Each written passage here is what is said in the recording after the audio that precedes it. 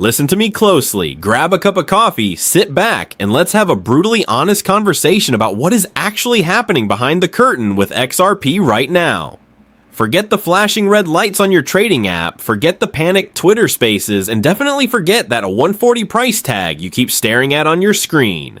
The title of today's session is XRP Holders Didn't Expect This After Ripple's US Filing, and we are going to strip away the noise. You see, the retail market is currently experiencing a collective meltdown because they thought the final end of the SEC lawsuit in 2025 meant an overnight guaranteed ticket to a $5 valuation. But Wall Street doesn't hand out free tickets to anyone. Instead, after Ripple dropped their massive institutional expansion filings here in the United States this February 2026, the price magically dipped. Why did that happen? Because you are being played by the smartest guys in the room. This isn't a crash, this is a masterclass in psychological warfare and asset accumulation. Let's break down the illusion that is currently blinding the retail masses. Right now, on the surface, the charts look incredibly frustrating and the retail sentiment is at absolute rock bottom. People are throwing their hands up and walking away, convinced that the dream is entirely dead. But if you look at the back-end data, the institutional flows tell a story that will make your jaw drop to the floor. The newly launched US spot XRP ETFs, managed by the absolute financial titans of our era, have quietly vacuumed up over $1.5 billion in assets. Does that sound like a dying, abandoned project to you? Of course not. What you are witnessing is a classic algorithmic price suppression tactic. Ripple's recent US filings were highly technical, deeply complex, and lacked the immediate hype that retail day traders crave, which predictably triggered a wave of impatient selling. But for the institutional players, those boring regulatory filings were the ultimate green light they had been waiting years for. They are aggressively buying the blood in the streets, while retail investors are blindly providing the necessary liquidity. If you sell your bags at 140 out of sheer boredom or frustration, you are literally handing your generational wealth over to a hedge fund manager in New York. You have held through the darkest days of the lawsuit. Do not let them shake you out right at the finish line. The smart money relies on your impatience to build their portfolios. You must flip your mindset today.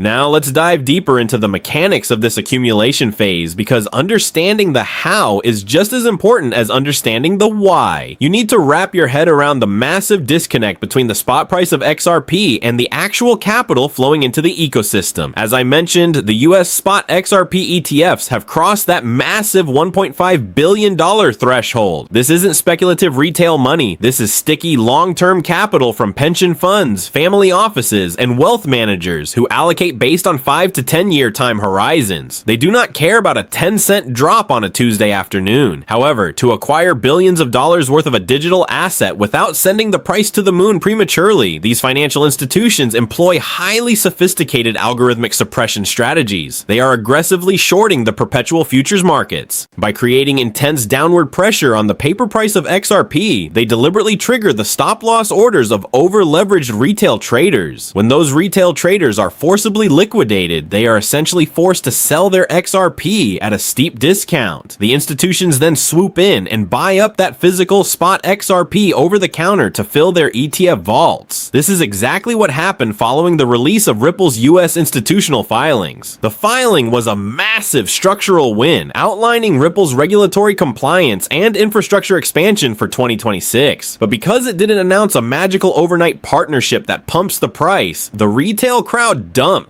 The institutions happily absorbed every single coin. This dynamic creates a coiled spring effect in the market. The available liquid supply of XRP on public exchanges is quietly drying up while the price remains artificially depressed. Eventually, this dynamic reaches a breaking point. When the institutional accumulation phase concludes and the futures market suppression is lifted, the lack of available spot supply will cause a violent upward repricing event. The order books will simply be too thin to handle any significant buying pressure, leading to those massive god candles that leave impatient investors completely behind. You have to realize that you are participating in a market dominated by entities that have infinitely more capital and patience than you do. Your only advantage is conviction and time. If you understand that the Muir 40 level is an engineered trap designed specifically to test your emotional fortitude, you will completely stop obsessing over the daily, hourly, or 15-minute charts. Let's shift gears and talk about the actual infrastructure because the day-to-day price chart is completely divorced from the reality of Ripple's business expansion. Think of Ripple not as a simple cryptocurrency, but as a digital real estate developer building the core foundation for the next generation of Wall Street. The recent US filings that disappointed the retail crowd contained something far more valuable than a flashy partnership announcement: a massive, regulated expansion of Ripple custody. Ripple is partnering with top-tier security firms to provide enterprise-grade digital asset custody for legacy banks. Why does this matter? Because banks cannot touch cryptocurrency without a regulatory compliant vault. By building this vault, Ripple is embedding itself deep into the core infrastructure of the traditional financial system. But here's the brilliant part that most people miss. Ripple isn't just offering custody for XRP. They are offering custody for Bitcoin, Ethereum, and Solana. This is a classic Trojan horse strategy. Once a major US bank integrates Ripple's custody software to hold their clients' Bitcoin, the entire XRP ledger and its native stablecoin, RLUSD, are already hardwired into that bank's backend. They are building the highways, and eventually everyone is going to pay the toll. Speaking of tolls, we have to talk about the absolute monster that RLUSD is becoming here in early 2026. This US regulated stablecoin has already smashed past a $1 billion market capitalization, and it is growing at a breathtaking pace. Retail investors often complain, if stablecoins take over, what is the point of holding XRP? That question fundamentally misunderstands how the ledger operates. RLUSD and XRP are not competitors. They are a symbiotic engine. In order to move RLUSD, trade it, or utilize it in decentralized finance applications, institutions must consume XRP to pay the network fees. As more Fortune 500 corporate treasuries adopt RLUSD to escape the slow, expensive legacy banking system, the velocity of transactions on the XRPL will go parabolic. This creates an intense, non-speculative underlying demand for XRP. You aren't just holding a coin, you are holding a share of the bandwidth of the future financial internet. The institutions loading up their ETF bags understand this math perfectly well. They know that when utility volume fully kicks in, the circulating supply will tighten drastically. This transition requires extreme patience while the foundation is officially poured and solidified for the next decade of global finance. Let's wrap this up with a brutal reality check and a concrete game plan, because hoping for the best is never a valid investment strategy. We have established that the infrastructure is expanding and that the 140 price level is a manipulated accumulation zone for the big players. So what should you actually expect moving forward? Recently, Standard Chartered Bank made waves by updating their 2026 XRP forecast. They shifted from an aggressive 8.00 target down to a more conservative 2880 base target. A lot of retail holders threw an absolute tantrum over this downgrade, but they completely failed to read the fine print. Standard Chartered clarified that 280 is a highly realistic, macro-adjusted target based on the current high interest rate environment set by the Federal Reserve. And let's be brutally honest for a second, a move from 140 to 280 is still a massive 100% gain on your money. In traditional finance, that kind of return would make you a legend. The bank explicitly noted that the $1.5 billion